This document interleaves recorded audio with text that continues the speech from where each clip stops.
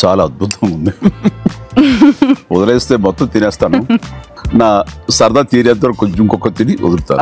కానీ చాలా బాగుంది. కానీ ఎంత తిక్కుగా ఉంది మీ ఇక్కడ. So nice. నమస్తే నాగేశ్వర్ గారు.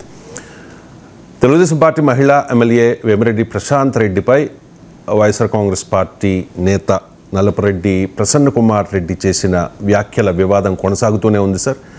అంత ఘాటుగా వ్యాఖ్యలు చేసినా కూడా ఇప్పటికీ కూడా ఆ వ్యాఖ్యలకు కట్టుబడి ఉంటానని చెప్పి నల్లపురెడ్డి ప్రసన్న కుమార్ రెడ్డి చెబుతూ ఉన్నారు. And Telugu Desam party, Janasena, BJP ఈ 3 పార్టీలు కూడా ఆ వ్యాఖ్యల్ని ఖండిస్తూ ఉన్నాయి. ఇది చాలా జుగుప్సాకరమైన వ్యాఖ్యలు. వైఎస్ఆర్ కాంగ్రెస్ పార్టీ డిఎన్ఏలోనే ఇలాంటి సంస్కృతి ఉంది అంటూ చంద్రబాబు నాయుడు అండ్ పవన్ కళ్యాణ్ కూడా విమర్శించిన పరిస్థితి. ఈ వివాదానికి కారణమైన నల్లపురెడ్డి ప్రసన్న కుమార్ రెడ్డి వ్యాఖ్యల్ని ఒకసారి విందాం. రేణుగుంట దగ్గర మెస్లో పిహెచ్డి నేర్చుకున్నాం, తిరుపతిలో పిహెచ్డి నేర్చుకున్నాం, బెంగళూరులో పిహెచ్డి చేశావు, హైదరాబాద్లో పిహెచ్డి చేశావు, మెడ్రాస్లో పిహెచ్డి చేశావు, చివరకు మాగుంట లేకుండా కూడా పిహెచ్డి నేర్చుకున్నాం. అది ఏంటా పిహెచ్డి అనేది మీరు అర్థం చేసుకోండి, చాలా పెద్ద కథది. అప్పులు తెచ్చుకుంటున్నాడు ఫోన్లు చేసి అన్నాడు. ఎస్, అప్పులు చేసే దాంట్లో ఉన్న మజా దేంట్లో ఉన్నది. కష్టం, అవసరమైతే కష్టం. నాకు అనిల్ కుమార్ యాదవ్ గారికి ఇదే పని. మాకు ఉదయం వేసే ఆడ అప్పు దొరకదు కంటాం పట్టుకుంటాం. దాంట్లో తప్పే ఉంది, మళ్ళా తిరిగి కట్టొచ్చు కదా. పునర్నోట్ రాసిస్తాము, చెక్ ఇస్తాము. అది కూడా మాట్లాడింది ఆ మీటింగ్. ఆఖరాకి వేమిరెడ్డి ప్రభాకర్ రెడ్డి గారిని బ్లాక్మెయిల్ చేసి బెదిరించి పెళ్లి చేసుకునేది. అతను ఒక పిచ్చోడు. ఎందుకు చేసుకున్నాడో ఎవరికి అర్థం కాదు. అతను అడిగితే ఆ జిల్లాలో ఎవరో ఒక మంచి కుటుంబంలో ఒక అమ్మాయిని ముక్కుపచ్చలాదని అమ్మాయిని ఆయన ఇచ్చి పెళ్లి చేసి ఉండేవాడు. ఈ బోరు బావిలో పడిపోయాడు. సో చాలా డబుల్ మీనింగ్ డైలాగ్స్ వేశారు సార్. ఇదేమీ వ్యక్తిగతమైన విమర్శ కాదు. ఐ మీన్ అది పార్టీ కార్యక్రమంలోనే నల్లపురెడ్డి ప్రసన్న కుమార్ రెడ్డి ఆ పార్టీ నాయకుల సమక్షంలోనే చేసిన వ్యాఖ్యలు ఇవి. ఎంత జరిగినా కూడా ప్రసన్న కుమార్ రెడ్డి తన వ్యాఖ్యల్ని సమర్థించుకుంటూ ఉన్నారు సార్.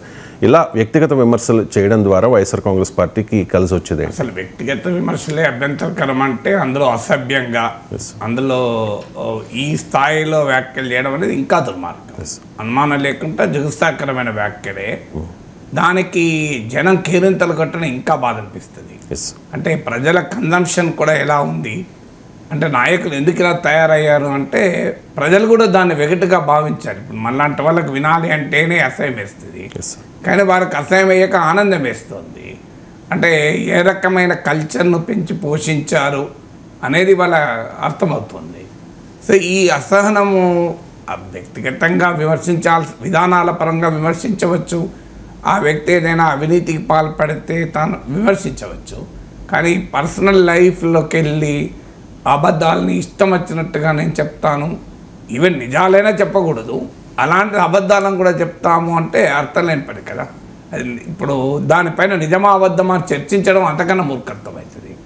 సో ఇదేమి ఇప్పుడు ఇక్కడే కాదు, ఇప్పుడు మీకు సాక్షి టీవీలో కృష్ణరాజు ఇలాంటి వ్యాఖ్యలే చేశారు. సో అమరావతి వేశ్యలు ఎక్కువగా ఉన్నారు అని. అంతకుముందు మీకు అసెంబ్లీ సాక్షిగా చంద్రబాబు నాయుడు సతీమణి పైన వ్యాఖ్యలు చేశారు. ఆ రోజే జగన్మోహన్ రెడ్డి కనుక వారించి ఉంటే ఇక్కడ దాకా రాదు. అందువల్ల నాయకుడు ఎప్పుడైనా ఒక తమ వారు అభ్యంతరకరమైన వ్యాఖ్యలు చేస్తే ఇది సంస్కారం కాదు, ఇది సంస్కృతి కాదు అని వారించాలి. సమస్య ఎక్కడ వస్తుందంటే వారిని వెనకేసుకురావడము, లేదంటే వారిని వారించకపోవడం వల్ల ఈ సంస్కృతి విపరీతంగా పెరుగుతుంది. దీనికి ఎవరికీ గుత్తాధిపత్యం ఉండదు. ఇప్పుడు ఈ మానవులు ఎవరికి ఉంటుంది, ఎవరిపైనైనా అనగలుగుతారు కదా, అనడానికి ఏమైనా హద్దులు ఏమైనా ఉంటాయా? అందువల్ల ఇది సభ్య సమాజం అంగీకరించదు. సమస్య ఏంటంటే ఆంధ్రప్రదేశ్ రాజకీయాల్లో పోలరైజేషన్ ఏ స్థాయికి దిగజారిపోయిందంటే ఆఖరికి అలాంటి వ్యాఖ్యల్ని కూడా ఒక పార్టీ అభిమానులు ఆనందించుతున్నారు, కేరింతలు కొడుతున్నారు. అంటే సమాజమే ఎంతగా విడిపోయిందో చూడండి. నిన్నటి ప్రోగ్రాంలో ఉదాహరణకు ఇక్కడే కూర్చొని మనము టీన్యూస్పై దాడి, ఏబిఎన్ ఆంధ్రజ్యోతికి అండగా బీజేపీ అనే ఒక టాపిక్ తీసుకున్నాం. అందులో నేను ఏమన్నానో అది కావాలంటే నిన్నటి వీడియోలో చూడండి. చంద్రబాబు నాయుడు కొన్ని టీవీ ఛానళ్ళకి ఇంటర్వ్యూలు ఇచ్చారు. ప్రశ్నించే మీడియాకి ఇచ్చుంటే చాలా ఎక్కువ వ్యూస్ వచ్చేది. కానీ అనుకూలంగా ఉన్న మీడియాకు ఇంటర్వ్యూలు ఇవ్వడం వల్ల వ్యూస్ రాలేదు అన్నాను. ఇది నిజమే. వ్యూస్ ఇప్పుడు నేను వెరిఫై కూడా చేశాను. మ్యాక్సిమం వచ్చింది ఒక దాంట్లో 3 lakhs వచ్చింది, ఒక దాంట్లో మిగతా రెండిట్లో 1 lakh ఏమో వచ్చింది, ఒక దాంట్లో బిలో 1 lakh వచ్చింది. వాస్తవంగా చంద్రబాబు నాయుడు ఇంటర్వ్యూ అంటే 10 లక్షలు మినిమం రావాలి. అన్ని కలిపి కూడా 6 లక్షలు రాలేదు. అంటే ఇది ఫ్యాక్ట్, నేను చెప్పింది ఇది అంటూ నేను ఆ మాట కూడా చెప్పాను. చంద్రబాబు నాయుడు ఇంటర్వ్యూ అంటే టీడీపీ వాళ్ళు చూసినా 10 లక్షలు మినిమం రావాలి కదా అన్న. ఎక్కడ చంద్రబాబు నాయుడు తగ్గించాను? చంద్రబాబు నాయుడు తగ్గించినా నేను అన్న కాన్సెప్ట్ ఏంది, ప్రశ్నించే మీడియా ఉంటే నీకు ఏముందో అన్న ఆ ఉత్సుకత ఉంటుంది, జనం చూస్తారు. ప్రిడిక్టబుల్గా ఉంటాయి. అనుకూల మీడియాలో ఇంటర్వ్యూ అయితే ప్రిడిక్టబుల్గా ఉంటుంది కదా. ఇంటర్వ్యూ చేసిన జర్నలిస్టులు ఎవరు నైపుణ్యం లేని వాళ్ళకి కాదు, మంచి హైలీ టాలెంటెడ్ తెలుగులో వెరీ పాపులర్ న్యూస్ యాంకర్స్. అందులో డిస్ప్యూటే లేదు ఎవరికి. ఆ యాంకర్లతో నేనే చాలాసార్లు ప్రోగ్రాములు చేశాను. మరి యాంకర్స్ చాలా టాలెంటెడ్, మంచి రిప్యుటేషన్ ఉన్న వాళ్ళే యాంకర్స్గా పేరున్న వాళ్ళే. మీ టీవీ ఛానళ్ళు పాపులరే. ఇప్పుడు ఏబిఎన్లో మీకు ఈటీవీ మామూలు నార్మల్ ఛానల్స్ కావు కదా. చంద్రబాబు నాయుడు పాపులరే. మరి అయినా కూడా ఎందుకు వ్యూస్ రాలేదు అంటే ప్రజలు ప్రిడిక్టబుల్గా ఉంటుంది అంటే చూడరు అనేది కాన్సెప్ట్. నేను చెప్తే నాకు ఒక మెసేజ్, నువ్వు గడ్డి తింటున్నావా, నువ్వు సిగ్గుపడాలి ప్రొఫెసర్ చెప్పుకోవడానికి, నీకు ప్రసన్న కుమార్ రెడ్డి మాటలు కృష్ణరాజు మాటలు వేదమంత్రాల్లాగా వినిపిస్తాయా నీకు? విచిత్రం ఏంటంటే కృష్ణరాజు మాటలు ఇక్కడే కూర్చొని ఇది సభ్య సమాజానికి సిగ్గు చేయటం అన్నాను. 1,00,000 మంది చూశారు దాన్ని, ఒక్కరు కాదు 2,00,000 మంది చూశారు. ఒక తెలుగుదేశం అభిమాని ఈ రకంగా మెసేజ్ అంటే ఎందుకు చెప్తున్నానంటే అసలు నేను ఎక్కడా చంద్రబాబు ఆయన తగ్గించలేదు. ఇంకా చెప్పాను అసలు బ్రహ్మాండంగా వస్తాయి, రాకపోవడానికి కారణమని నా అనుభవంలో రేవంత్ రెడ్డి ఇంటర్వ్యూను ఉదహరించాను. దానికి 8,16,000 వచ్చాయి, నియర్లీ 1 million. సో దీనికి నీకు చంద్రబాబు నాయుడు కన్నా ఎక్కువ వ్యూవర్షిప్ ఉందని అంటావా అన్నా? నేను ఎక్కడ చంద్రబాబు నాయుడు నాకేం పోలిక. చంద్రబాబు నాయుడు 14 ఏళ్ళు ముఖ్యమంత్రి, జాతీయ రాజకీయాల్లో చక్రం తిప్పిన నేత. నేను సాధారణ విశ్లేషకుని, మ్యాక్సిమం అయితే 2 సార్లు ఎమ్మెల్సీ గెలిచాను. నాకైనా కోరికైంది అంటే ఎందుకు నా ఉదాహరణ కూడా చెప్పానంటే ఇందులో ఏ పార్టీ తక్కువ చూడలేదు. ఇందులో అందరూ రాజకీయ పార్టీలు తయారైన ఎట్లంటే ఇక మేము ఎక్కడికైనా వెళ్ళంటాం, ఎవరినైనా అంటాం. ఇప్పుడు ప్రత్యర్థులు అనడమే నాలంటే అది కూడా ఏమీ అనకముందు చంద్రబాబు నాయుడుకు బ్రహ్మాండంగా లక్షల వ్యూస్, మినిమం 10 లక్షలు రావాలి. రాకపోవడానికి కారణం ఇది అంటే చంద్రబాబు నాయుడు కన్నా నీకు ఎక్కువ ఉన్నాయంటావా వ్యూషిప్, నువ్వు చంద్రబాబు నాయుడు అంటావా గడ్డి తినవా అంటే నువ్వేం ప్రొఫెసర్ అసలు సిగ్గుపడాలి అని. అతను తెలియదు ఆ తెలుగుదేశం అమ్మానికి. చంద్రబాబు నాయుడే నన్ను ఇన్వైట్ చేసి ఉమ్మడి రాష్ట్రంలో 70 మంది ఎమ్మెల్యేలకు క్లాస్ చెప్పించుకున్నారు. మరి అప్పుడు నేను షేమ్ఫుల్ ప్రొఫెసర్నా? అయితే మరి చంద్రబాబు నాయుడు షేమ్ఫుల్ ప్రొఫెసర్ని పిలుస్తాడా? చంద్రబాబు నాయుడే ప్రిసైడ్ చేశాడు దానికి, ఆయనే ఇంట్రడ్యూస్ చేశాను నేను, ఆయనే కంక్లూడ్ చేశాడు. 2 గంటల వేదిక పైన ఉన్నాను నేను నా లెక్చర్ వినేంత వరకు. సో మరి ఎందుకున్నాడు ఆయన? షేమ్ఫుల్ ప్రొఫెసర్లు, సిగ్గులేట్ ప్రొఫెసర్లు అందరినీ పెట్టుకొని పిలిపించుకుంటాడా? సో అందువల్ల ఈ ధోరణి అంటే వాళ్ళ దృష్టిలో మమ్మల్ని మేము అందరిని తిడతాం ఒకటే లెక్క. ఇది రాజకీయ పార్టీల అభిమానుల లక్షణం. మేము అందరిని తిడతాం, మాకు అనుకూలం వ్యతిరేకం ఏం లేదు, రోజు మమ్మల్ని భజన చేయాలి అంతే, ఇలా ఉండి తిడతాం. ఈ స్థాయికి రాజకీయ వాతావరణాన్ని ఆంధ్రప్రదేశ్లో తీసుకొచ్చారు. ఇందులో వైసీపీ బాధ్యత ఉంది, టీడీపీ బాధ్యత ఉంది. మీకు ఈ ధోరణి ఎక్కడి దాకా పోతుంది? ఒకసారి ప్రసన్న కుమార్ రెడ్డి వింటాం, ఒకసారి బుద్ధా వెంకన్న వింటాం, ఒకసారి కొడాలి నాన్నది విన్నాం. సో ఈ పేర్లు మారుతున్నాయి, మనుషులు మారుతున్నారు, ఒకసారి ఇంకొకరు తింటాం. సో ఇందులో ఎవరు ఎక్కువ ఎవరు తక్కువ అని బెరీజులు వేసే పరిస్థితి కూడా లేదు. సో ఏదున్నా ఖచ్చితంగా ప్రసన్న కుమార్ రెడ్డి వ్యాఖ్యలు అభ్యంతరకరం. ఇది అన్నా కూడా సరిపోదు, ఇదంటే ఇంత అన్నాం అనుకో సరిపోదు, అభ్యంతరకరం అన్నాడు కదా అని ఊరుకోడు, ఇంకా నువ్వు మేము చెప్పినట్టే అనాలి అంతే. మేము ఆ స్థాయికి వచ్చాడు. నా భాష నేను మాట్లాడగలుగుతా కానీ ఇతర భాష మాట్లాడలేను కదా. అందువల్ల ఇది ఖచ్చితంగా అభ్యంతరకరం. కృష్ణరాజు వ్యాఖ్యలు నేను ఖచ్చితంగా సభ్య సమాజానికి సిగ్గుచేట్టు అన్నాను. ఇవి కూడా అసభ్యంగా అంటున్నాను, ఇంతకన్నా ఎక్కువ ఏమనాలి? ఇక మరి వాళ్ళు ఏమనాలో తెలుగుదేశం వాళ్ళు స్క్రిప్ట్ రాసి ఇస్తుందంట, లేకపోతే మళ్ళీ నాకు మెసేజ్ పెడతారు గడ్డి తింటున్నావా అని. సో వాళ్ళే స్క్రిప్ట్ రాసి ఇస్తే నేను అదే చదవాలి. ఈ దారిని నేను ఇంత స్పష్టంగా చెప్తున్నా. ప్రసన్న కుమార్ రెడ్డి వ్యాఖ్యలు సరైనది కాదు అని. ఇలాంటి వ్యాఖ్యల వల్ల ప్రతిపక్షంలో ఉండి ఏమీ చేయలేరు కూడా. మీకు ఎప్పుడు కూడా కనీసం అధికార పక్షంలో ఉన్నప్పుడు అసెంబ్లీ సాక్షిగా ఇలాంటి వ్యాఖ్యలు చేసి ఆఖరికి ఓడిపోవడానికి అనేక కారణాలు ఇదొక కారణమైంది. ఎందుకంటే మనకందరూ తెలుసు చంద్రబాబు నాయుడు కన్నీళ్ళు పెట్టుకున్నది, చంద్రబాబు నాయుడు శపథం చేసింది, ఇది గౌరవ సభకే మళ్ళీ వస్తానని. నిజంగానే వచ్చాడు కదా, గౌరవ సభకే వచ్చాడు. సో అందువల్ల ఈ రకమైన ధోరణి పార్టీలకు నష్టం చేస్తుంది. సో కానీ అన్ఫార్చునేట్లీ దానిపైన రియాక్ట్ కావాల్సిన స్థాయిలో నాయకత్వం రియాక్ట్ కావడం లేదు. సో దీనివల్ల ఏమవుతుంది అంటే ఇంకా నష్టం పెరుగుతుంది. అందులో ప్రతిపక్షంలో ఉన్నప్పుడు చేస్తే ఇంకా లాస్ కదా. ప్రతిపక్షంలో ఉన్నప్పుడు మీకు ప్రజాస్వామిక యుక్తంగా ఉంటే ఆ పొలిటికల్ అపోజిషన్ స్పేస్ నిలబడుతుంది. లేకపోతే ఏమవుతుంది, ఈ రకమైన వ్యాఖ్యలు చేసినాక రేపు నిజంగానే ప్రసన్న కుమార్ రెడ్డి పైన నిర్బంధం విధిస్తే సమాజం కూడా ఏమంటుంది, మరి ఆయన ఇష్టమైన నోరు వారేసుకుంటున్నప్పుడు ఆయనకేం హక్కులు ఉంటాయని అంటారు కదా. అందువల్ల కనీసం ప్రజా సమస్యల పైన ఫోకస్ చేయకుండా ఇలా పర్సనల్ కామెంట్స్ చేసి, అసభ్యకరమైన కామెంట్స్ చేసి, తోటి రాజకీయ నాయకుల పైన వ్యాఖ్యానాలు చేస్తే అంతకన్నా అరాచకత ఏముంటుందా? ఐ థింక్ అది వైసీపీ కూడా ఈ రాంగ్ రూట్లో వస్తే ఉపయోగపడుతుందని అనుకోను. తోతాపురి మామిడి రైతులు తీవ్రంగా నష్టపోయారు సార్. గిట్టుబాటు ధర లేదు, కొనేవారు లేరు, రోడ్ల మీద పారబోసేస్తూ ఉన్నారు, కొయ్యకుండానే చెట్లకలా వదిలేస్తున్న పరిస్థితి. సో ఇవాళ జగన్మోహన్ రెడ్డి మాజీ సీఎం అక్కడికి వెళ్ళి చిత్తూరు జిల్లా బంగారుపాలెం వెళ్ళి అక్కడ మామిడి రైతుల్ని పరామర్శించే కార్యక్రమం కూడా ఉంది సార్. అదే సమయంలో నిన్న వ్యవసాయ మంత్రి అచ్చెన్నాయుడు కూడా కేంద్రానికి విజ్ఞప్తి చేశారు, తోతాపురికి గిట్టుబాటు ధర కల్పించాలి అని చెప్పేసి. మనం చాలా సందర్భాల్లో చూసాం సార్, జగన్మోహన్ రెడ్డి ఏదైనా రేస్ చేసిన తర్వాత ఇలా లేఖలు రాయడాన్ని చూస్తూ ఉన్నాం. ముందుగా కాకుండా ప్రతిపక్షం రేస్ చేసిన తర్వాతే ఇష్యూపై మాట్లాడడంపై మీ కామెంట్. ఎప్పుడు రైజ్ చేస్తా దాన్ని మనము ప్రభుత్వం యాక్ట్ అవుతే దాన్ని రక్షించాలి. సమాజంలో ప్రతిపక్షం పని కూడా అదే కదా. సో నేను నిన్ననే అన్నాను, మీరు గమనిస్తే నిన్ననే మాట్లాడుతూ అన్నాను, మీరు చూడండి 3-4-5 రోజుల్లో మళ్ళీ మన పేపర్లో చూస్తాం, మామిడి రైతును ఆదుకోండి కేంద్రానికి ప్రభుత్వ లేఖ అని. 4-5 రోజులు అన్నా నేను ఇవాళ వచ్చేసింది ఆల్రెడీ. సో ఇది ప్యాటర్న్ మీకు చూడండి.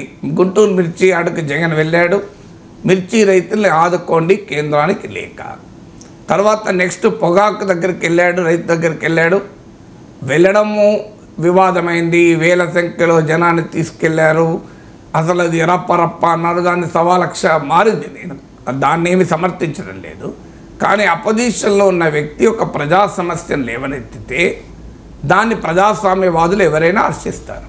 సో ప్రభుత్వం దానికి పరిష్కారం చూపాలి తప్ప ఆయన ఎవరు పోవడానికి అని నిన్నటిదాకా ఏం చెప్పారు తెలుగుదేశం మంత్రులు, మేము మామిడి రైతుల్ని ఎవరూ ఆదుకోనంతగా ఆదుకుంటుంటే అసలు ఈయనెందుకు పోవాలి అన్నారు.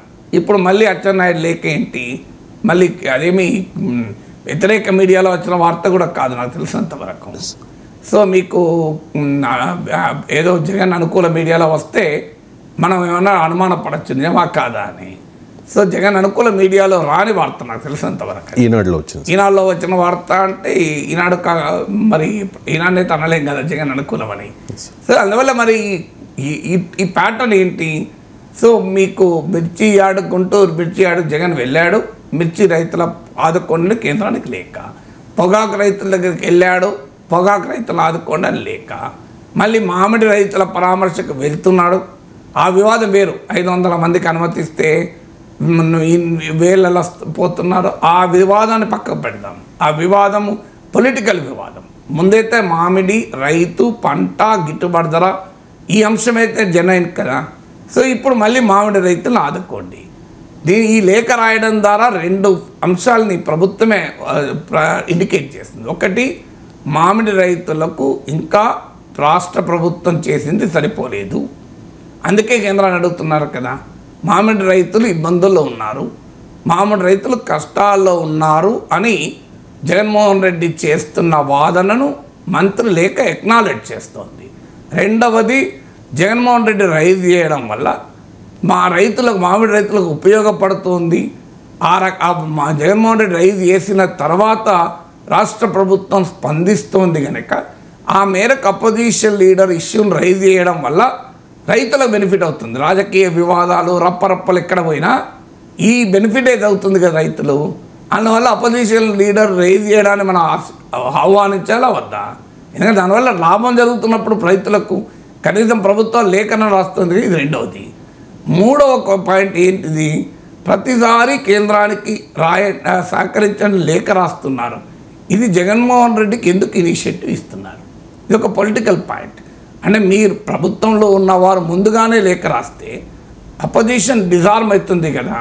అధికార పార్టీ కనుక అపోజిషన్కి ఇష్యూస్ ఇవ్వకపోతే డెమోక్రసీలో అపోజిషన్ ఏం చేయగలుగుతుంది? ఇప్పుడు జగన్మోహన్ రెడ్డికి ఎల్ఓపి స్టేటస్ ఇవ్వడము ఇవ్వకపోవడము, మైక్ ఇవ్వడము ఇవ్వకపోవడం కన్నా ఇష్యూ ఇవ్వకపోతే మీరు జగన్మోహన్ రెడ్డి ఐసోలేట్ చేయడం సులభమవుతుంది.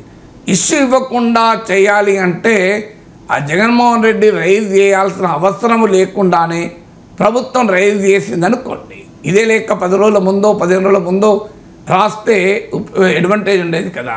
ఆ రకంగా జగన్మోహన్ రెడ్డికి ఎందుకు ఇనిషియేటివ్ ఇస్తున్నారు అనేది మూడో క్వశ్చన్. నాలుగో క్వశ్చన్ ఏంటి, జగన్మోహన్ రెడ్డి ఇప్పుడు వెళ్తే ఏమొస్తుంది? సీజన్ చివరికి వచ్చింది కదా. ఇప్పుడు ఆయన వెళ్తే ధరస్తే ఏం చేయగలుగుతారు? ఆల్రెడీ మామిడి సీజన్ ఎండింగ్కి వచ్చింది, రైతులు ఎలా బెనిఫిట్ అవుతారో అని తెలుగుదేశం వాళ్ళు అడిగారు. మరి సీజన్ చివరికి వచ్చినాక మంత్రి లేఖ రాస్తే ఏం బెనిఫిట్ అవుతుంది? సీజన్ అయిపోయి రైతులు అమ్ముకోవడం కూడా అయిపోయినాక కేంద్రానికి ఆదుకోండి అని లేఖ రాయడం ద్వారా ఏం ప్రయోజనం? కేంద్రం ఎప్పుడు రియాక్ట్ అవుతుంది? ఎప్పుడు మామిడి రైతులు అందుకుంటుంది? ప్రతిపక్ష నేత వెళ్ళడం వల్లనే ప్రయోజనం ఏముంటుంది? సీజన్ ఎండ్ అయింది అన్నప్పుడు కేంద్రానికి లేఖ రాయడం వల్ల ఇంకా ఫిట్ అయ్యాలి కదా. అంటే కేవలం రాయడం కొరకే రాయడం తప్ప నిజంగా సీజన్ అయిపోయినాక కేంద్ర ప్రభుత్వం ఎప్పుడు రియాక్ట్ అవుతుంది? ఎప్పుడు బృందాన్ని పంపుతుంది? ఎప్పుడు పరిశీలిస్తుంది? ఎప్పుడు ఉపశమనం ప్రకటిస్తుంది? మరి లేఖ రాదడం ఎందుకు అనే క్వశ్చన్ నాలుగవది. ఐదవది, కేంద్రంలో ఉన్నది ఏ ప్రభుత్వం? బీజేపీ ప్రభుత్వమే కదా. కేంద్రంలో ఉన్నది ఎన్డీఏ ప్రభుత్వమే, రాష్ట్రంలో ఉన్నది ఎన్డీఏ ప్రభుత్వమే. ఈ లేఖలు రాయడం ఎందుకు? వెంటనే ఆ కేంద్ర క్యాబినెట్లో టీడీపీ మంత్రి ఉన్నాడు కదా, రామ్మోహన్ నాయుడు. సో మీకు కేంద్ర మంత్రిమండలిలో పెమ్మసాని చంద్రశేఖర్ కూడా ఉన్నాడు కదా, వాళ్ళతో రైజ్ చేయొచ్చు కదా, మంత్రులు అక్కడే ఉంటారు కదా. సో ఇంకా మామిడి రైతులు కష్టాల్లో ఉన్నారని సో ముఖ్యమంత్రి డైరెక్ట్గా అగ్రికల్చర్ మినిస్టర్కు ఫోన్ చేయొచ్చు కదా. సో మామిడి రైతులను ఆదుకోవాలని ఉత్తరాలు రాయడం ఎందుకు? ఈ ఉత్తరాల వల్ల ఏమవుతుంది? దానివల్ల ఏమైనా ప్రయోజనం ఉంటుందా? సో వెంటనే అధికార కూటమి పలుకుబడి ఉన్నారు కదా, అధికారంలో ఉన్నవారు. ప్రతిపక్షంలో ఉన్నవారంటే ఏమున్నది? చంద్రబాబు నాయుడు ఒక ఫోన్ పికప్ చేసుకొని నేరుగా ప్రైమ్ మినిస్టర్తో మాట్లాడచ్చు, అగ్రికల్చర్ మినిస్టర్తో మాట్లాడచ్చు. సో దీనికి ఉత్తరాలు రాయడము అనే ఫార్మాలిటీ ఎందుకు అంటాను. సో అంటే ఒక రకంగా ఏం మెసేజ్ ఇస్తున్నారు? టీడీపీ అడుగుతోంది, బీజేపీ ఇవ్వడం లేదు.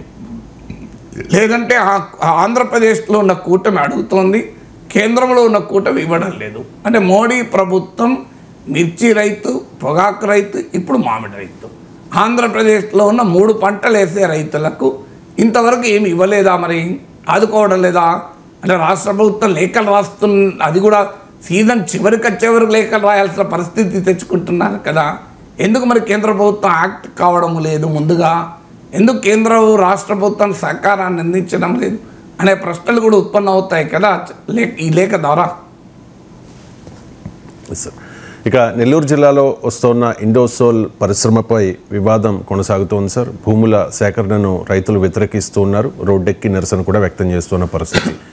పరిశ్రమలు వస్తే స్వాగతం ఇవ్వాలా సార్, సపోర్ట్ చేయాలా, లేక రైతుల వాదనతో ఏకీభవించాలా? అసలు ఇండోసోల్ ఏంటి వివాదం? అంటే మనకు అర్థం కావాల్సింది, ఎవరైనా పారిశ్రామిక అభివృద్ధిని ఆహ్వానిస్తారు.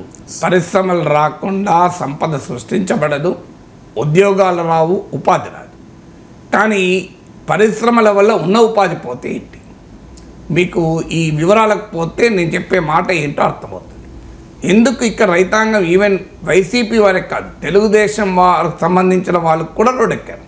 ఇందులో రాజకీయ పార్టీలకు అతీతంగా ఇంకో ఇంట్రెస్టింగ్ థింగ్ ఏంటంటే, వైసీపీ హయాంలో జగన్మోహన్ రెడ్డికి అనుకూలంగా ఉన్న షిరిడి సాయి ఎలక్ట్రానిక్స్ విశ్వేశ్వరరెడ్డి అనే పారిశ్రామికవేత్తకు అప్పటి ప్రభుత్వం భూములు ఇస్తే ఇప్పుడు చంద్రబాబు నాయుడు ప్రభుత్వం మళ్ళీ భూములు ఇస్తుంది.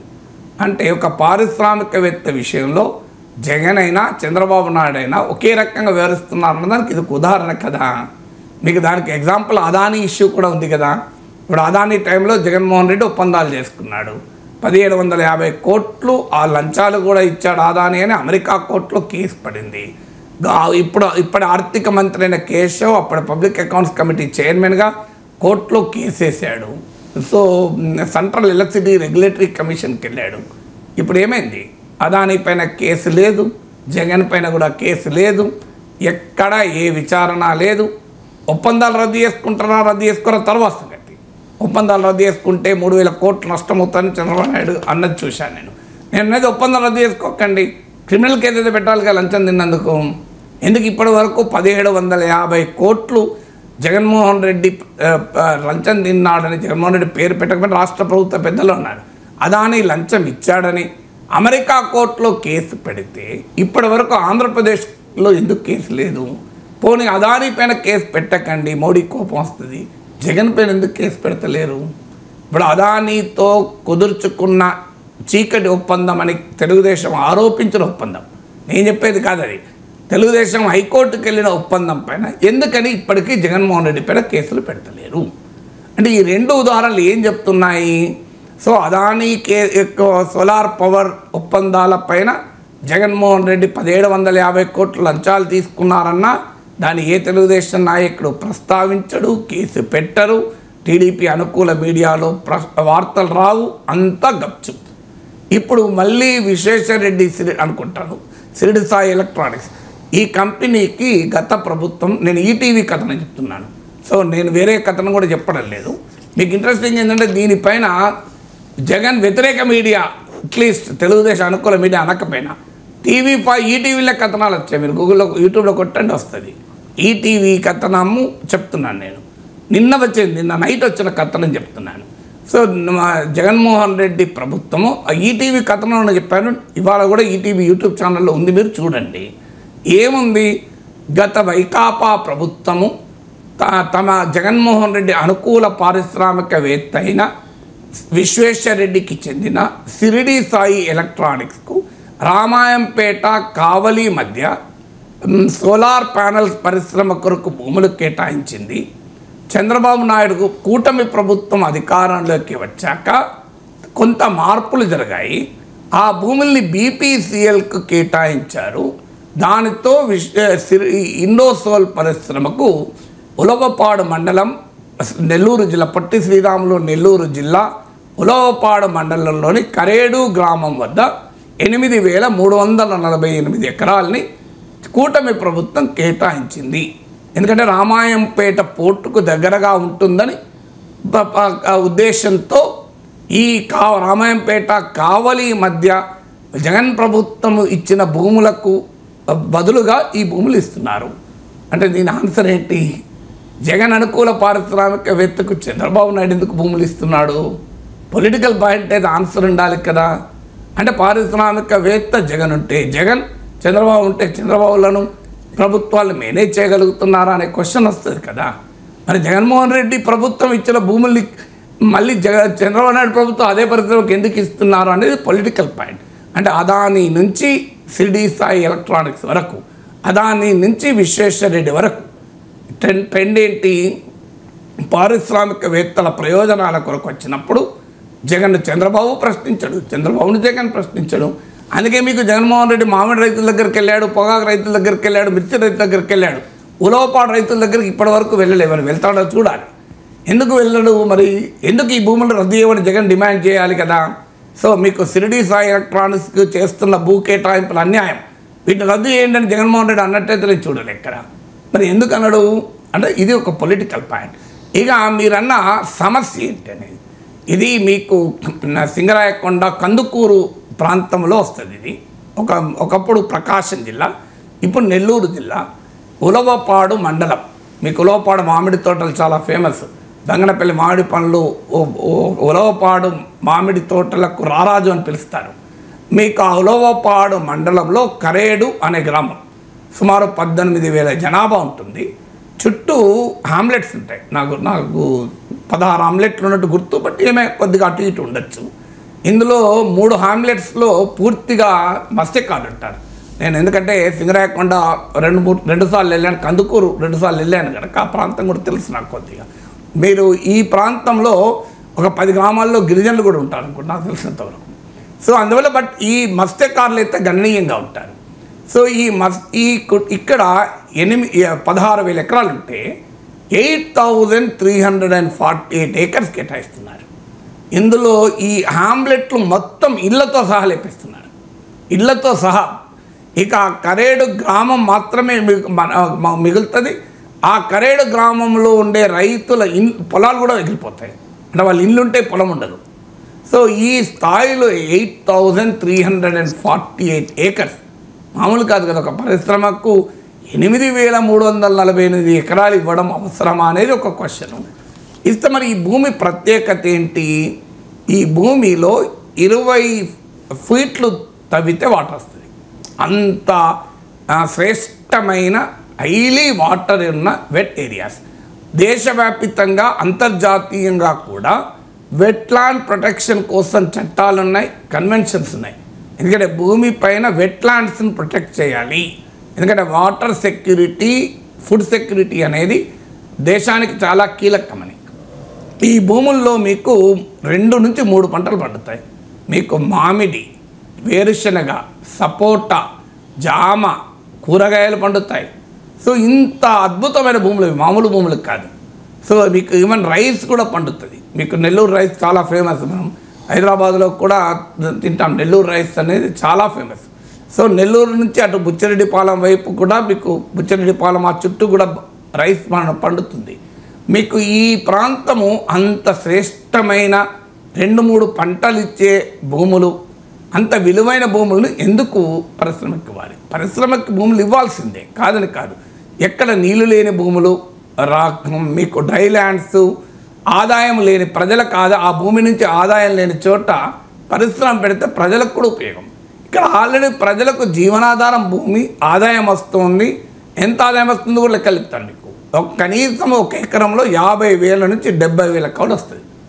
అంటే మీకు ఒక 3 ఎకరాల రైతు ఉంటే ఈవెన్ పంట పండించుకోలేని పరిస్థితుల్లో వృద్ధ కుటుంబం ఉన్నా కౌలుకి ఇచ్చుకున్నా కూడా 2 లక్షల పైన నీకు కౌలు వస్తుంది ఇయర్లీ. ప్రశాంతంగా 15,000, 20,000 దాకా వస్తాయి. బతకచ్చు ఆ కుటుంబం. ప్రభుత్వ సంక్షేమ పథకాలు ఎలాగ ఉంటాయి, వృద్ధాప్య పెంచారు. సో మరి అంత జీవనోపాధిని ఇస్తుంది మీకు. అక్కడ ఇంకో ప్రత్యేకత అంటే 30 lakh to 50 lakh. మళ్ళీ నేను ఈ వివరాలన్నీ ఎక్కడి నుంచో చెప్పడం లేదు, ఈటీవీ కథనం నుంచి చెప్తున్నాను. ఎందుకంటే మళ్ళీ వెంటనే గడ్డి తింటున్నావా అనే ప్రమాదం ఉంది కనుక నేను అది కూడా చెప్తున్నాను. ఈటీవీ కథనం ఆధారంగా ఉన్న వివరాలే చెప్తున్నాను, నేను సొంత వివరాలు చెప్తలేను. అఫ్కోర్స్ కొంత సమాచారం నేను కూడా సేకరించాను, దాన్ని కూడా కలుపుతున్నాను. కానీ ఇప్పుడు చెప్తున్న వివరాలను ఈటీవీ వివరాలే. మీకు 30 to 50 lakh అక్కడ ల్యాండ్ రేటు, మార్కెట్ రేటు. ఇప్పుడు official rate 6 lakh to 7 lakh ఉంది. మీకు ల్యాండ్ అక్విజిషన్ యాక్ట్ ప్రకారం కూడా 2 to 3 times మీరు అఫీషియల్ రేట్ కన్నా ఎక్కువ ఇచ్చినా 15 లక్షలు 20 లక్షలు మించి రాదు. ఆ మార్కెట్లో ఇప్పుడు క్రయ విక్రయాలు, అగ్రికల్చరల్ ఎకానమీగా క్రయ విక్రయాలు ఉన్నప్పుడే 30 lakh to 50 lakh మీకు రేట్ పలుకుతుంటే అంతకన్నా తక్కువకు భూమి ఇచ్చి తమ జీవనోపాధి వదులుకోమంటే వస్తారా? ఇప్పుడు కృష్ణపట్నం వద్ద భూములు ఇప్పటికీ ఇంకా నిరుపయోగంగా ఉన్నాయి. రాష్ట్రంలో కొన్ని వేల ఎకరాలు ప్రభుత్వం సేకరించి నిరుపయోగంగా ఉన్న భూములు ఉన్నాయి. మరి ఇక్కడే ఎందుకు కావాలి? అఫ్కోర్స్ సముద్ర తీరము, మీకు రామాయంపేట పోర్ట్ వస్తుంది. పోర్టుకు దగ్గరలో పరిశ్రమలు వస్తే ఉపయోగం అనే ఫ్యాక్టర్ని కాదంటలేదు. కానీ అదొక్క ఫ్యాక్టర్ కొరకు పంటలు పండే భూముల్ని పరిశ్రమలకు ఇస్తే పంటలు ఎవరు పండించాలి? ఆహారం ఎక్కడికి వెళ్ళి దొరుకుతుంది? రైతుల జీవనాధారాన్ని దెబ్బ కొడితే ఏమొస్తుంది? దాంతోపాటు మత్స్యకారుల జీవనాధారం కూడా దెబ్బతింటుంది. మీకు సిమిలర్ ఎగ్జాంపుల్ విశాఖలో నేనే పర్సనల్ చూశాను. అచ్యుతాపురం ఇండస్ట్రియల్ ఏరియాలో పుడిమడకాల గ్రామం ఉంది, మత్స్యకారుల గ్రామం. సో అక్కడ ఒక 10,000 మంది మత్స్యకారులు జీవనోపాధిని పొందుతూ ఉంటారు. సో ఇక్కడ పరిశ్రమకు భూమి ఇస్తే ఆ వ్యర్థ పదార్థాలు సముద్రంలో కలవడం ద్వారా మత్స్య సంపదకు దెబ్బ తగిలి మత్స్యకారులు ఆడ ఉపాధి కోల్పోయారు. ఇక్కడ వచ్చిన ఉపాధి ఎంత? ఆడ 10,000 మందికి ఉపాధి కోల్పోతే ఇది few hundredకి ఇచ్చారు. అది కూడా 6,000, 7,000, 12 గంటలు పని చేయించుకుంటే 6,000 నుంచి 8,000 జీతాలు ఇచ్చారు. సో ఈ స్థాయిలో ఇది ఎక్స్ప్లాయిటేషన్ కాదా? ఇక్కడ కూడా మీరు గమనించండి, ఈవెన్ ఆక్వాకు కూడా అనుకూలమైన ప్రాంతం ఇది. ఇప్పుడు కనీసం ఒక 25,000 మంది ప్రజలు, కరేడు గ్రామము దాని చుట్టూ ఉన్న హ్యామ్లెట్స్లో 25,000 మంది ఈ భూముల పైన ఆధారపడి బతుకుతున్నారు. ఇప్పుడు ఎంత తెలుసా ఈ పరిశ్రమ ఇచ్చే ఎంప్లాయ్మెంట్? తొలి దశలో 800 అకార్డింగ్ టు ఈటీవీ కథనం. సో టోటల్గా ఒక 1000 మంది, 1500 మంది. మరి ఈ 25,000 మంది జీవనోపాధిని ధ్వంసం చేసి 800 మందికో 1000 మందికో ఉద్యోగాలు ఇస్తే అదేం అభివృద్ధి, అదేం సంపద సృష్టి? నాకు నిజంగా అర్థమే కాని అంశం. అదెక్కడ ఉపాధి కల్పన?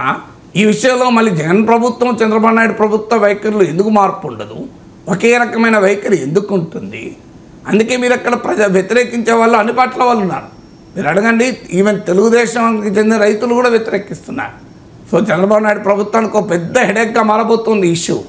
మీకు అడుగుతున్నారు ప్రజలు, ఏంటిది, ఇది అన్యాయం కదా, మా జీవనోపాధిని ఎలా కొడతారని. అందువల్ల ఖచ్చితంగా ఇలాంటి విధానాల్ని సమీక్షించుకోవాలి. కూటమి ప్రభుత్వం కూడా ఈ విధానాల్ని సమీక్షించుకోవాలి. ఇది కూడా నేను చెప్పేది కాదు. మళ్ళీ ఈటీవీ, TV5 కథనాలు చూడండి, మీకు అర్థమవుతుంది. అందులోనే వస్తున్నాయి కథనాలు, వేరే చోట కూడా కాదు. మీకు ఈనాడు, ఆంధ్రజ్యోతిలోనే కథనాలు వస్తున్నాయి. మరి ఎందుకు, రీజన్ ఏంటి అనేది క్వశ్చనబులే కదా. ఇక దీనికి గత ప్రభుత్వం ఇచ్చినప్పుడు పావులా కోడికి 30 మసాలా అని చెప్పి హెడ్లైన్లు పెట్టి రాశారు. సో భారీగా రాయితీలు ఇస్తున్నారు, అది వేరే సబ్జెక్టు. మళ్ళీ నేను ఆ జోలికి వెళ్ళడం లేదు. సో రాయితీలు ఎంత ఇస్తున్నారు, పావుల కోడికి 30 మసాలా ఇస్తున్నారా లేదా అని మళ్ళీ విచిత్రం ఏంటంటే అప్పుడు జగన్ వ్యతిరేకంగా వార్తలు వచ్చాయి. ఇప్పుడు మరి ఏం మాట్లాడతలేదు అంటే ఎక్కడికి పోతున్నాం మనము అంటే when it comes to interest of the industrialist, business men, పార్టీలు వేరైనా విధానాలు ఒకటే. When it comes to common farmers, అధికారం ఉన్నప్పుడు ఒక వైఖరి, ప్రతిపక్షం ఉన్నప్పుడు ఇంకో వైఖరి. సో ఇది ఎట్లా కరెక్టు? ఎవరు అధికారం ఉన్నారని మాలాంటి వాళ్ళకి సంబంధం లేదు. ప్రజలకు న్యాయంగా సమస్య అయితే సమస్య అంటాం, కాకపోతే కాదంటాం. అందువల్ల ఖచ్చితంగా కరేడు, సేవ్ కరేడు, మీకు సేవ్ కరేడు అనే నినాదం సరైంది. మళ్ళీ కూడా ఈ నినాదం నేను ఇస్తలేదు. TV5 హెడ్లైన్ మీరు కావాలంటే యూట్యూబ్లో కొట్టండి, సేవ్ కరేడు ఇన్ TV5 అని కొట్టండి, వస్తుంది. సో సేవ్ కరేడు అని వస్తున్నటువంటి ఉద్యమానికి ఖచ్చితంగా మద్దతు ఇవ్వాలి. ఇక తెలంగాణ పాలిటిక్స్ విషయానికి వస్తే, తెలంగాణలో రైతులకు, నిరుద్యోగులకు ఎవరు ఎక్కువ చేశారో తేల్చేద్దాం, చర్చిద్దామని చెప్పి సీఎం రేవంత్ రెడ్డి విసిరిన సవాల్కు కేటీఆర్ రెస్పాండ్ అయ్యారు సార్. ప్రెస్ క్లబ్కి వెళ్ళారు, అక్కడ ఒక చైర్ కూడా వేశారు ఆనరబుల్ చీఫ్ మినిస్టర్ కోసం. కానీ రేవంత్ రెడ్డి రాలేదు, ఢిల్లీకి వెళ్ళారు. సో సవాల్ విసిరి ఢిల్లీకి పారిపోయారు అంటూ బీఆర్ఎస్ ఎద్దేవా చేస్తుంది సార్. అండ్ కాంగ్రెస్ నాయకులు కూడా చెప్తూ ఉన్నారు, అసెంబ్లీలో చర్చిద్దాం రండి అని చెప్పి. సార్ ఎక్కడ చర్చించాలి, ఎవరు చర్చించాలి? అంతటా చర్చించాలి. చర్చ అనేది అసెంబ్లీలో జరగాలి, ప్రెస్ క్లబ్లో జరగాలి, టీవీ ఛానల్లో జరగాలి, రోడ్డు పక్కన జరగాలి, టీ స్టాల్లో జరగాలి, అంతటా జరగాలి. చర్చ జరగడానికి అభ్యంతరం ఏంటి? కానీ అధికార ప్రతిపక్ష నాయకులు కూర్చొని చర్చించే ప్రజాస్వామిక వాతావరణం మన దేశంలో అసెంబ్లీలోనే కరువవుతోంది. ప్రెస్ క్లబ్లో ఉంటుందా, టీవీ ఛానల్ ఉంటుందా? ఇప్పుడు నేను యాంకరింగ్ చేస్తాను, మీడియా మోడరేటర్గా ఉంటాను. సో కేటీఆర్ను రేవంత్ రెడ్డినో కేసీఆర్ రమ్మంటే వస్తారా? ఇద్దరు నాకు బాగా సన్నిహితంగా తెలుసు, అయినా వస్తారా? సో అందువల్ల టీవీ డిబేట్లోనే ప్రెసిడెన్షియల్ స్టైల్, అమెరికాలో ప్రెసిడెన్షియల్ డిబేట్ జరుగుతుంది, అలా మన దగ్గర జరుగుతాయి ఆ డిబేట్లు. సో అందువల్ల ఆచరణలో ప్రజాస్వామిక వేదికైన అసెంబ్లీలో జరగాల్సిన చర్చలే జరగకపోతే ప్రెస్ క్లబ్లో ముఖ్యమంత్రి కేటీఆర్ల మధ్య చర్చ జరుగుతుందని మనం భ్రమపడితే ఉపయోగం లేదు. అయినా బీఆర్ఎస్ వాళ్ళు ఎందుకు చేసినాం? That is the protest symbolism. So ఎందుకంటే రేవంత్ రెడ్డి కూడా పొరపాటున మాట అన్నాడు. సో ఎవరైనా రండి, కేసీఆర్ వస్తారా, కేటీఆర్ వస్తారా అని కూడా అన్నాడు. అక్కడ అవకాశం ఇచ్చింది బీఆర్ఎస్కు. సో నేను ఆ బయట కూడా చూశాను, రేవంత్ రెడ్డి అన్నది చర్చకు సిద్ధం, కేసీఆర్ వస్తాడా, కేటీఆర్ వస్తాడా. ఎప్పుడైనా జనరల్గా కేసీఆర్ వస్తాడా అని అడుగుతారు రేవంత్. ఎందుకో మరి తొందరపాటులో కేటీఆర్ వస్తాడా అని కూడా అన్నాడు. అనే వరకు కేటీఆర్కి ఆయుధం వచ్చినా వస్తా, నేను రా చెప్పు ఎక్కడికి, మీ ఊరికి రమ్మంటే కొండారెడ్డిపల్లికి రమ్మంటే కొండారెడ్డిపల్లి వస్తా, నీ ఊరికి నీ కాన్స్టిట్యూన్సీ దగ్గర కొడంగల్ రమ్మంటే కొడంగల్ వస్తా, ఎక్కడికైనా వస్తా అని కేటీఆర్ స్టేట్మెంట్ ఇచ్చాడు. సో కేటీఆర్ మీకు దానికి బట్టి విక్రమార్క కౌంటర్ అయిందంటే అసెంబ్లీకి రమ్మని మొదలు కేసీఆర్ ఆడ కేసీఆర్తో చర్చిస్తామంటే నీ స్థాయి కేసీఆర్ స్థాయి అని మళ్ళొక చర్చ, ఇవన్నీ మాట్లాడుకుంటారు. So it's a part of political enjoyment. Media కూడా పొలిటికల్ ఎంటర్టైన్మెంట్ కదా, రాజకీయ మసాలా ఇది. సో కేటీఆర్ స్టేట్మెంట్ ఒక బాక్స్లో, రేవంత్ రెడ్డి కామెంట్ ఒక బాక్స్లో, కేటీఆర్ స్టేట్మెంట్ ఒక బాక్స్లో, బట్టి విక్రమార్క వ్యాఖ్య ఒక బాక్స్లో, ఇలా 2 బాక్సులు పెట్టి బాక్సింగ్ చేయించుకుంటే టీవీ స్క్రీన్లకు కూడా చాలా మజా వస్తుంది. అల్టిమేట్గా ఎవరు ఎక్కడా చర్చకు రారు, ఎవరి చర్చ వాళ్ళదే, ఎవరి గోల వాళ్ళదే. నా సంగీతం నాదే, నీ సంగీతం నీదే. 2 సంగీతాల మధ్య సమన్వయం అనేది సాధ్యమే కాదు. చర్చించాల్సిన వేదిక అసెంబ్లీలోనే జరగడం లేదంటే టీవీ డిబేట్లు మనం చూస్తలేమా? 2 రాజకీయ పార్టీల ప్రతినిధులు వస్తే టీవీ డిబేట్లు షౌటింగ్ మ్యాచ్లు అయిపోయాయి. రమీలా తాపర్ ప్రఖ్యాత హిస్టారియన్ ఒక పదం వాడు షౌటింగ్ మ్యాచెస్ అని. సో నిజంగానే షౌటింగ్ మ్యాచెస్ అయ్యి ఎవడు ఎక్కువ అరుస్తాడు, ఎవరిని మాట్లాడనివ్వడు. యాంకర్లు కూడా అదే ఎంజాయ్ చేస్తారు. ఎందుకంటే ఒకరికొకరు జుట్లు కట్టేసి నువ్వేమంటావు అంటే నువ్వేమంటావు, ఆయన ఇట్లా అన్నాక కూడా నువ్వు ఊరుకుంటావా అంటే నువ్వు ఇట్లా అంటావా అని వీళ్ళు ఎంజాయ్ చేస్తారు. ఎందుకంటే అందరికీ అది సర్వే జన సుఖినో భవంతు. ప్రజలు చూస్తున్నారని వీళ్ళు భావనలు పడుతుంటారు, ప్రజలు ఎంత చూస్తున్నారని అనుమానాస్పదమే. బట్ ఆ రకమైన డిబేట్లకైతే నాలాంటి వాడు దూరమై చాలా రోజులైంది.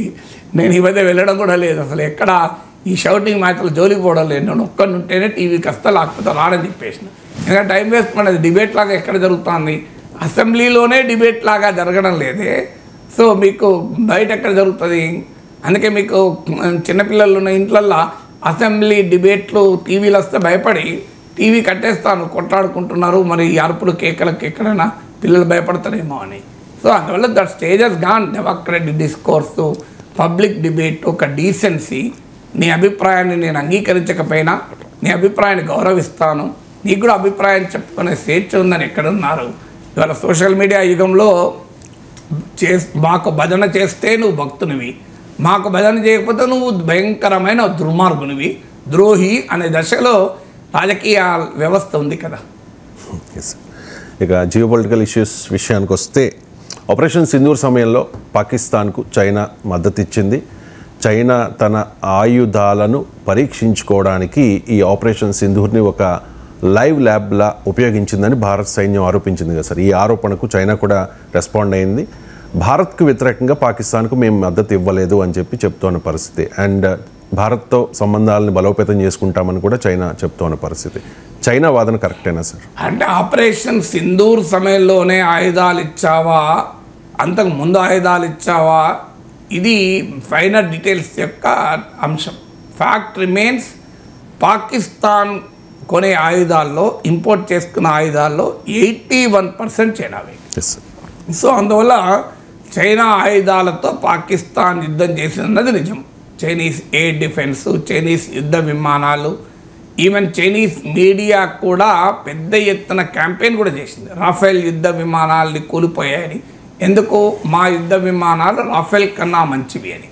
అఫ్కోర్స్ అమెరికా వాళ్ళు కూడా దానికి ఆ క్యాంపెయిన్, విచిత్రం ఏంటంటే చైనీస్ మీడియా, అమెరికన్ మీడియా రెండూ కూడా ఆ క్యాంపెయిన్ మద్దతు ఇచ్చాయి. ఎందుకంటే అమెరికా వాడు మా F-35 మంచిదని వాడు చెప్పదలుచుకున్నాడు, ఫ్రాన్స్ రాఫెల్ మంచిది కాదని.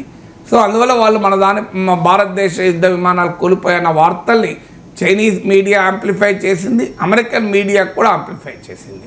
సో అందువల్ల మీకు చైనా పాకిస్తాన్ నెక్సెస్ చాలా క్లియర్గా ఉంది.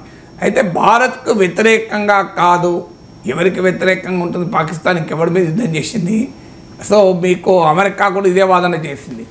F-16 విమానాలకు ఆధునీకరణ ప్యాకేజ్ అంతకుముందు బైడెన్ ప్రభుత్వం $450 మిలియన్ ఇచ్చింది.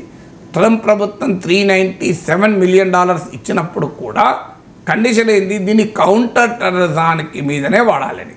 తీవ్రవాదుల మీద F-16 యుద్ధ విమానాలు పాకిస్తాన్ వాడుతుందా? సో పాకిస్తానే తీవ్రవాదుల స్థావరాలు పెంచి పోషిస్తుంటే, అఫీషియల్గా Pak army, inter services intelligence ISI నిర్వహిస్తుంటే వాడిపైన F-16 ఎందుకు వాడతారు? అయినా పేరు మాత్రం కౌంటర్ టెర్రరిజం, వాడేది ఇండియా పైన. సో అందువల్ల అమెరికా అయినా చైనా అయినా మేము పాకిస్తాన్కు సొంత భద్రతకు ఆయుధాలు ఇస్తున్నాం, భారత్ పైన ప్రయోగించడానికి కాదు అని ఒక కహాని చెప్తూ వస్తున్నారు. రియాలిటీ ఏంది? పాకిస్తాన్ ఎవడి మీద వాడుతుంది? అది అమెరికా ఇచ్చిన F-16 అయినా, అమెరికా ఇచ్చిన అసాల్ట్ రైఫల్స్ అయినా, చైనా ఇచ్చిన J-10 జే యుద్ధ విమానాలైనా భారతదేశం పైనే వాడుతున్నది అనేది చాలా క్లియర్. అమెరికా కావచ్చు, చైనా కావచ్చు, తుర్కీ కావచ్చు, యూరోపియన్ నేషన్ నెదర్లాండ్స్ అని ఆ దేశం కావచ్చు, ఎవరిచ్చినా వాడేది మన పైన. సో నువ్వు ఎందుకు ఇచ్చావు అన్న దాంతో మాకేం సంబంధం, వాడుతున్నది మా పైన, మాకు దెబ్బలు తగులుతుంటే నేను మిమ్మల్ని కొట్టడానికి ఇవ్వలేదు అంటే మాకు ఆ సంబంధం ఉన్న అంశమే కాదు కదా. ఇక చైనా ఇది ఒక్కటే కాదు కదా, మీకు యునైటెడ్ నేషన్స్లో డిప్లొమాటిక్గా సపోర్ట్ చేసింది. ఇది మనందరికీ తెలుసు. యునైటెడ్ నేషన్స్లో పాకిస్తాన్కు మద్దతుగా అండగా మీకు చైనా ఉంది, అమెరికా కూడా ఉంది. సో మీకు పాకిస్తాన్కు ఈవెన్ ఆ సమయంలో శాటిలైట్ డేటాను కూడా మన సైన్యం ప్రతినిధులు చెప్పింది, భారతదేశ సైనిక మోహరింపుల పైన అంటే ఆర్మీ మూమెంట్స్ పైన చైనీస్ శాటిలైట్స్ డేటా సేకరించి పాకిస్తాన్కి ఇచ్చారు అని కూడా వార్తలు వచ్చాయి. సో చైనీస్ ఇది ఇప్పుడు కొత్త ట్రెండ్. ఇది మీకు 1965, 1971, 1999 వార్లో లేని 2025 వార్లో వచ్చిన కొత్త ట్రెండ్ ఏంటంటే చైనా పాకిస్తాన్ నెక్సెస్ ఒక స్థాయి దాటిపోయింది. అంటే నేరుగా చైనా కూడా రంగంలో దిగి ఇండియా పైన దాడి చేయకపోవచ్చు, కానీ మీకు 2 ఫ్రంట్ వార్ కాకపోవచ్చు, కానీ పాకిస్తాన్ ఆర్మీలో చైనా ఇన్వాల్వ్మెంట్ ఆ స్థాయికి పెరిగింది. ఎందుకంటే పాకిస్తాన్ చైనాను ఇండియాను కంటైన్ చేయడానికి ఒక బలమైన వ్యూహాత్మక మిత్రదేశంగా చైనా చూస్తోంది.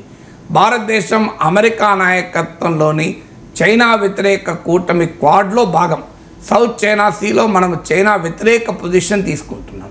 సో ఎందుకు అంటే మనకు అమెరికా కలిసి వస్తుంది, కష్టకాలంలో మనం భ్రమపడుతున్నాం. కానీ విచిత్రం ఏంటంటే మనమేమో చైనాకు వ్యతిరేకంగా అమెరికా నాయకత్వంలోని కూటమిలో చేరి చైనా ఆగ్రహానికి కారణమవుతున్నాం. కానీ అమెరికా వాడు మాత్రం మనకు సహకరించకుండా ఐ లవ్ పాకిస్తాన్ అని పాడబడుతున్నాడు. సో అందువల్ల this is a serious issue. China Pakistan nexus అనేది నిజం, చైనా వాళ్ళు కాదన్నా అది వాస్తవం కళ్ళ ముందు కనబడుతున్నది కదా. ఈవెన్ ఇండియన్ ఆర్మీ దెబ్బతిన్నది అనే వార్తలు, పాకిస్తాన్ మేమే గెలిచామన్న వార్తల్ని కూడా చైనీస్ మీడియాలో చాలా యాంప్లిఫై కూడా చేసుకున్నారు. సో ఎందుకు ఇస్తున్నారంటే ఆయుధాలు కూడా టెస్టింగ్ అంటే వాస్తవం. ఇది చైనానే కాదు, ఏ కంట్రీ అయినా పీస్ టైంలో ఆయుధాలు తయారు చేస్తుంది, వార్ టైంలో దాన్ని టెస్ట్ చేస్తుంది. లేకపోతే ఎట్లా టెస్ట్ అవుతుంది? ఇప్పుడు ఉదాహరణకు మనం బ్రహ్మోస్ మిసైల్ తయారు చేస్తాం, దాన్ని ప్రయోగించి చూస్తాం, ఎవరి మీద ప్రయోగిస్తాం? టెస్టింగ్కు. ఇదేమైనా కారు రిపేర్ చేశాక టెస్ట్ డ్రైవ్ పోయినట్టు కాదు కదా. అనుమానీయంగా ఎక్కడ టెస్ట్ చేస్తారో యుద్ధ భూమిలోనే టెస్ట్ చేయాలి, రియల్ వార్లోనే టెస్ట్ చేయాలి. ఇప్పుడు మనకు రియల్ టైం ప్రాజెక్ట్స్ అంటారు. ఇంజనీరింగ్ కాలేజీలో పిల్లలకు రియల్ టైం ప్రాజెక్ట్ ఎక్స్పీరియన్స్ కావాలి అంటే రియల్ టైం ప్రాజెక్ట్ ఎప్పుడు వస్తుంది? రియల్ టైం ప్రాజెక్టులు ఉంటేనే వస్తుంది కదా. ఇది కూడా అంతే, రియల్ టైం ఎక్స్పీరియన్స్ ఎప్పుడు వస్తుంది? వార్ వస్తూనే వస్తుంది. మనం ఈ మధ్య బ్రహ్మోస్ మనకు అనుభవం, నూర్ఖాన్ ఎయిర్ బేస్ను బ్రహ్మోస్ సక్సెస్ఫుల్గా ధ్వంసం చేసిన తర్వాత బ్రహ్మోస్ డిమాండ్ పెరిగింది కదా, ఇతర దేశాలు కూడా బ్రహ్మోస్ వైపు చూస్తున్నాయి. అందువల్ల ఖచ్చితంగా వార్ ఇది టెస్టింగ్ ల్యాబ్. అది చైనీయ మీడియాకి, ఇండియన్ మీడియాకి కూడా మన ఆకాష్ ఎఫిషియన్సీ కూడా ప్రూవ్ అయింది. ఇప్పుడు ఆకాష్ మిసైల్ డిఫెన్స్ సిస్టానికి కూడా ఎక్కడ లేని డిమాండ్ ఉంది. అలాగే S-400 రష్యన్ మిసైల్ డిఫెన్స్ చాలా సమర్థవంతంగా పనిచేసింది. చైనీస్ ఎయిర్ డిఫెన్స్ చాలా వీక్గా మనం ఛేదించగలిగాం ఈజీగా. అందువల్ల ఇవాళ పాకిస్తాన్ మళ్ళీ అమెరికాకు వెళ్ళి చైనా డిఫెన్స్ సిస్టమ్ మనకు అవకాశాన్ని ఇవ్వలేదు కనుక మోర్ మోడర్న్ వెపన్స్ కొనడం లేదా. అందువల్ల ప్రతి కంట్రీకి యుద్ధం అనేది ఒక టెస్టింగ్ ల్యాబే. అయితే తన దేశ ఆయుధాలని తమ దేశ రక్షణ కొరకు యుద్ధ భూమిలో వాడడం వేరు, మరో దేశం పైన ప్రయోగించడానికి ఇంకో దేశం ఆయుధాలు ఇవ్వడం వేరు. ఇప్పుడు మన భారతదేశం కూడా బ్రహ్మోస్ను టెస్ట్ చేసుకున్నది, ఆకాశం టెస్ట్ చేసుకున్నది. ఎందుకు? మన సెల్ఫ్ డిఫెన్స్లో వాడి టెస్ట్ చేసుకున్నది. కానీ చైనీస్ వెపన్స్ ఇండియాకు వ్యతిరేకంగా వాడి టెస్ట్ చేయబడ్డాయి. అది ఇక్కడ ఉండే క్వశ్చన్. అందువల్ల చైనా ఎంత క్లెయిమ్ చేసినా రియాలిటీ పాకిస్తాన్తో ఆ సంబంధాలు ఉన్నాయి. అయితే భారతదేశ ప్రభుత్వం ఎందుకు అనడం లేదంత గట్టిగా అనే క్వశ్చన్ వస్తుంది. ఇప్పుడు నేను అన్నట్లు మీకు ప్రైమ్ మినిస్టర్ కానీ, డిఫెన్స్ మినిస్టర్ కానీ, హోమ్ మినిస్టర్ కానీ, ఏ బీజేపీ నాయకుడు కానీ చైనాను ఖండించారు. ఆపరేషన్ సింధూర్ టైంలో ఇంత క్లియర్ నెక్సెస్ కనబడుతున్నా చైనా పైన ఒక్క మాట అనలే. మీరు గమనిస్తే మొత్తం తినండి, ఎక్కడా anti China statement operation Sindoor టైంలో రాలే. బీజేపీ నాయకులు కూడా ఇవ్వలే. ఆఖరికి బీజేపీ సోషల్ మీడియాలో కూడా రాలే. ఇంత పాకిస్తాన్ సపోర్ట్ చేస్తున్నారు, అన్యాయం చైనా అని ఎవరన్నా అన్నరా?